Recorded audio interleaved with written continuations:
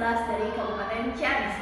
Kali ini saya akan melakukan wawancara dengan Ibu Kepala Sekolah SDN 3 Kertahayu terkait tugas saya, yaitu untuk tugas demokrasi kontekstual modul 3.1, yaitu pengambilan keputusan berbasis nilai-nilai kebajikan sebagai pemimpin. Kali ini saya ditemani dengan Ibu Kepala Sekolah SDN 3 Kertahayu, yaitu Ibu Eri Kirmalina SPD. Baik, Assalamualaikum warahmatullahi wabarakatuh, Ibu. Waalaikumsalam. Apa kabarnya, Bu? Alhamdulillah, hari ini dalam keadaan sehat walafiat. Alhamdulillah. Mohon izin Ibu mengganggu waktunya sebentar. Saya akan melakukan wawancara untuk tugas saya terkait pendidikan guru penggerak untuk modul 3.1, yaitu pengambilan keputusan berbasis nilai-nilai kebajikan sebagai pemimpin. Boleh. Terima kasih ya Ibu untuk waktunya. Kali ini saya akan memberikan beberapa pertanyaan Ibu terkait modul tersebut. Untuk yang pertama Ibu, mungkin selama ini bagaimana Ibu dapat mengidentifikasi kasus-kasus yang merupakan dilema etika atau rujukan moral, Ibu? Alhamdulillah, selama ini saya kalau ada kasus di sekolah itu diselesaikan dengan mengidentifikasi terlebih dahulu permasalahan tersebut. Apakah permasalahan tersebut itu termasuk kepada dilema etika atau termasuk rujukan moral? Kalau misalnya dalam masalah tersebut terdapat dua kebenaran, benar lawan benar, itu berarti termasuk pada dilema etika. Tetapi kalau dalam masalah tersebut terdapat salah lawan benar, maka itu termasuk ke dalam rujukan moral. Berarti pada awalnya Ibu mengidentifikasi terlebih dahulu ya, Bu? Betul sekali. Pertanyaan yang kedua nih, Bu. Selama ini bagaimana Ibu menjalankan pengambilan keputusan di sekolah Ibu, terutama untuk kasus-kasus di mana ada dua kepentingan yang sama-sama benar atau sama-sama mengandung nilai kebajikan? Baik. Yang pertama adalah itu tadi, mengidentifikasi terlebih dahulu. Kemudian kita terjun mencari saksi-saksi, bukti-bukti atau fakta-fakta dari lapangan. Kemudian kita bertemu dengan para guru untuk menyelesaikan masalah secara baik-baik gitu. Kemudian cara yang terakhir yaitu dengan cara mencari solusi yang paling baik dan tidak ada yang dirugikan pihak manapun. Mungkin itu urutannya seperti itu. Baik Ibu, berarti kalau menurut Ibu yang barusan, yang pertama berarti Ibu akan mengidentifikasi terlebih dahulu, kemudian mencari saksi-saksi, dan yang ketiga bermusyawarah ya Bu tentunya ya, dan yang terakhir adalah mencari solusi ya Bu dari masalah tersebut. Baik Ibu, untuk pertanyaan yang ketiga nih Bu, langkah-langkah atau prosedur seperti apa yang biasa Ibu lakukan selama ini? Kalau selama ini saya menyelesaikan masalah itu yang seperti tadi sudah disebutkan, bahwa yang pertama itu bahwa kepentingan bersama itu adalah yang harus didahulukan. Artinya kita mencari kebenaran terlebih dahulu berdasarkan fakta yang ada, kemudian kita bermusyawarah dengan guru, atau bila perlu misalnya masalahnya agak berat itu bisa melibatkan ke komite, bisa juga melibatkan ke K3S atau kepentingan yang berhubungan gitu dengan masalah tersebut kalau masalahnya berat. Kemudian nanti setelah hasil dari musyawarah tersebut baru diputuskan. Iya, baik sekali. Tadi Ibu mungkin dari intinya itu kita itu harus bermusyawarah ya Bu. Iya. Untuk pertanyaan yang selanjutnya nih Bu, hal-hal apa saja yang selama ini Ibu anggap efektif dalam pengambilan keputusan pada kasus-kasus dilema etika? Kalau dalam dilema etika yang paling efektif itu yang pertama adalah tadi kolaborasi dengan semua pihak untuk memutuskan keputusan akhir, yang keputusan yang tentunya itu tidak merugikan siapapun, pihak manapun. Itu yang pertama. Yang pertama adalah kolaborasi, kemudian yang kedua memutuskan berdasarkan fakta yang ada, kemudian yang ketiga adalah itu mencari dampak yang paling positif buat semua pihak. Pertimbangannya seperti itu. Berarti di sini Ibu kaitkan dengan kolaborasi ya, kita itu harus berkolaborasi dengan semua pihak ya, dan tanpa ada pihak yang dirugikan. Itu tujuan utamanya seperti itu. Nah, untuk yang selanjutnya nih Bu, hal-hal apa saja yang selama ini merupakan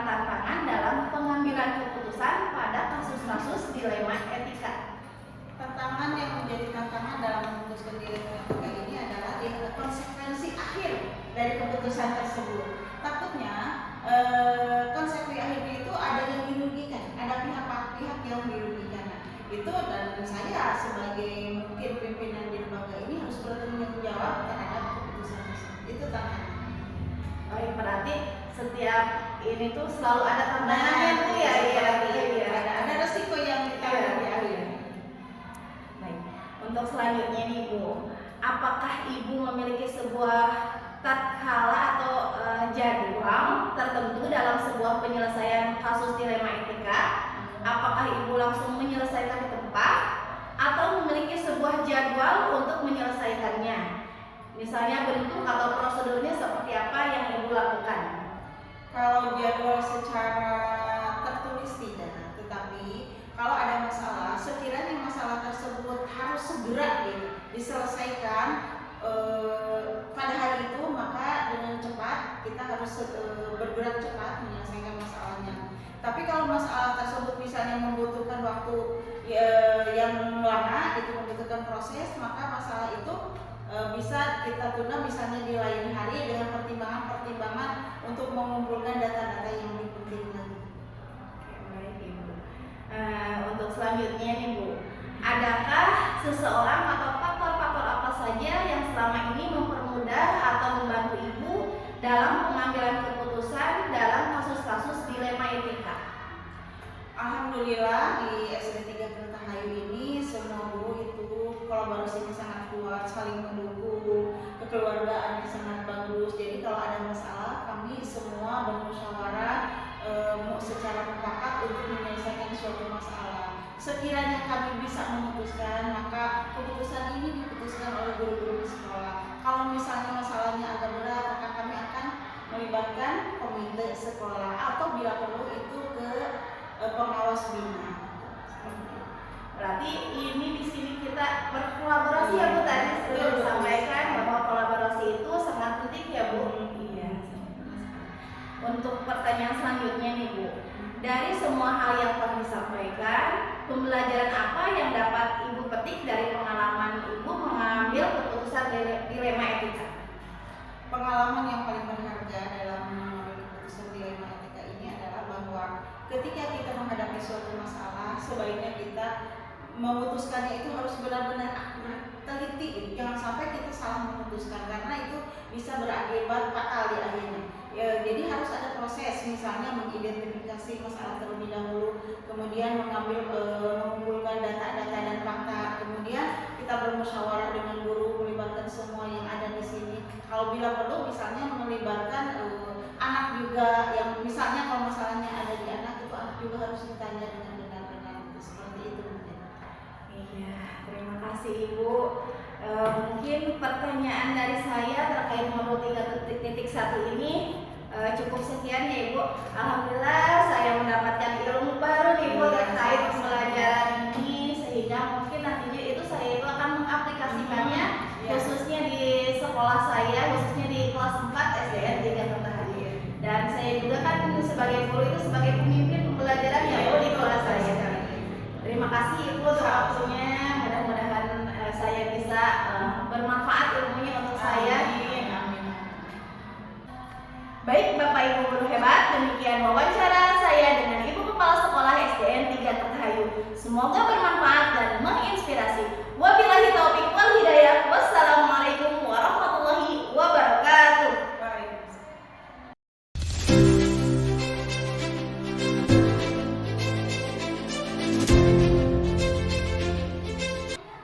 Assalamualaikum warahmatullahi wabarakatuh. Bertemu lagi dengan saya Ani Rohaini dari SDN 3 Kertahayu. Saya adalah calon guru penggerak angkatan ke-11. Kali ini saya akan melakukan wawancara dengan kepala sekolah terkait modul 3.1, yaitu pengambilan keputusan berbasis nilai-nilai kebajikan sebagai pemimpin. Kali ini saya ditemani oleh Ibu Kepala Sekolah SDN 2 Bangunsari, yaitu Ibu Risnawati. Baik, assalamualaikum warahmatullahi wabarakatuh Ibu. Waalaikumsalam warahmatullahi wabarakatuh. Apa kabarnya Bu hari ini? Alhamdulillah baik, tetap semangat. Alhamdulillah sehat ya Bu. Bagaimana Bu Ani juga sehat? Alhamdulillah sehat Ibu. Ibu mohon maaf mengganggu waktunya sebentar Ibu. Enggak. Saya kan ada tugas di pendidikan guru penggerak terkait modul 3.1 ini. Saya harus melakukan wawancara kepada kepala sekolah terkait pengambilan keputusan berbasis nilai-nilai kebajikan sebagai pemimpin. Mungkin nanti saya akan memberikan beberapa pertanyaan terkait hal itu ya Bu. Oke. Untuk yang pertama nih Bu, pertanyaan yang pertama. Selama ini bagaimana Ibu dapat mengidentifikasi kasus-kasus yang merupakan dilema etika atau rujukan moral? Tentunya kalau di sekolah itu permasalahan setiap harinya ada saja gitu kan ya. Nah, kalau saya menyikapi masalah tersebut gitu untuk menentukan keputusan yang saya ambil, tentunya yang pertama saya selalu mengidentifikasi jenis masalah tersebut, munculnya faktornya dari mana, kemudian fakta-fakta di lapangan seperti apa, sehingga sebelum kita memutuskan keputusan yang mau diambil, kita punya dasar gitu kan, punya dasar apakah ini posisinya sebagai dilema etika atau rujukan moral. Baik, berarti pertama kali Ibu akan mengidentifikasi, kemudian mengetahui nih faktor-faktor apa saja dan fakta-fakta yang terjadi di lapangan. Baik, untuk yang pertanyaan yang kedua nih Bu, selama ini bagaimana Ibu menjalankan pengambilan keputusan di sekolah Ibu, terutama untuk kasus-kasus di mana ada dua kepentingan yang sama-sama benar atau sama-sama mengandung nilai kebajikan? Yang saya lakukan biasanya tadi kan dasarnya itu kan faktor munculnya masalah tersebut, kemudian faktanya seperti apa. Nah, untuk ketika muncul permasalahan yang bertentangan gitu antara benar atau benar gitu kan, benar atau salah, itu saya menyikapinya dengan tidak memutuskan sendiri, tapi dimusyawarahkan dengan yang lainnya, yaitu dengan Dewan Guru.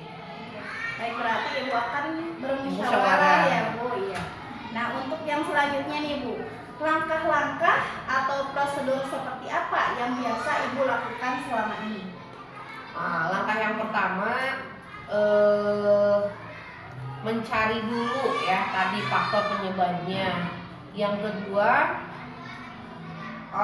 setelah mengamati fakta di lapangan, kita bermusyawarah. Tentunya musyawarah itu kita harus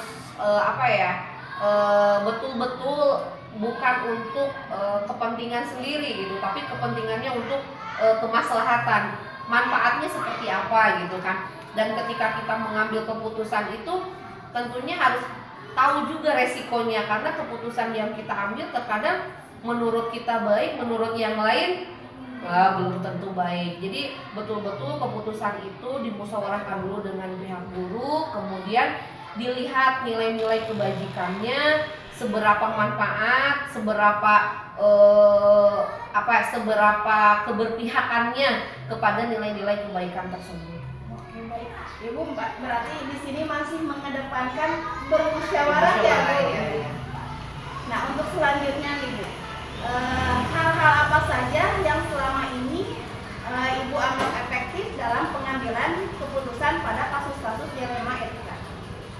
Bisa diulangi pertanyaannya? Hal-hal apa saja yang selama ini Ibu anggap efektif dalam pengambilan keputusan pada kasus-kasus dilema etika?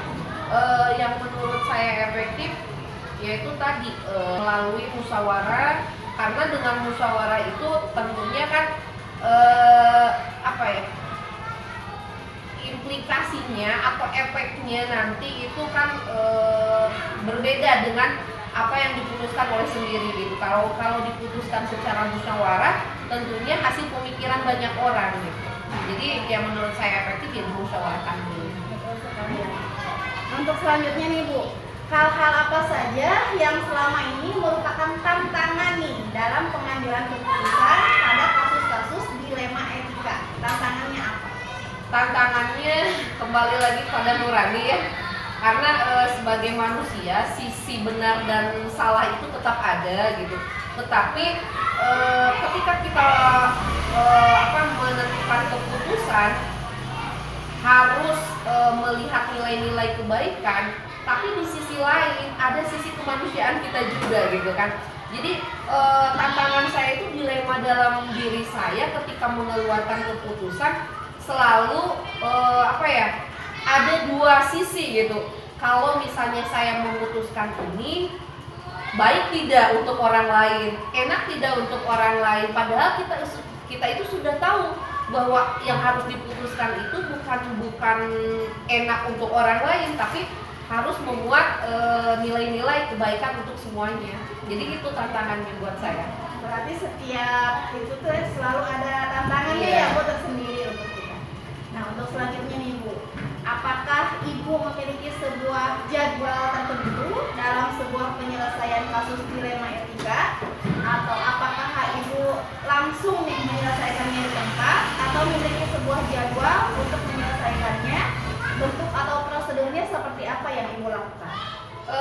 Kalau saya tidak ada jadwal ya untuk menyelesaikan permasalahan seperti itu, karena biasanya masalah datang itu kan tidak terjadwal juga kan langsung.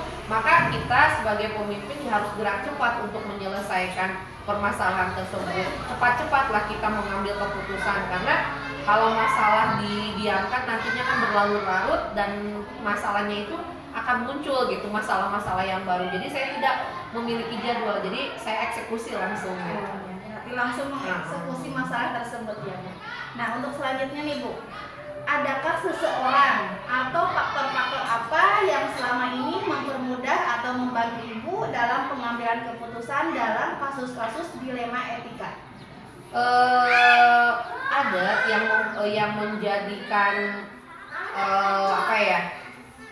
orang gitu ya yang membantu dalam ketika saya mengambil keputusan atau ketika saya mencari solusi untuk permasalahan yang dihadapi, yaitu Dewan Guru di sini gitu kan.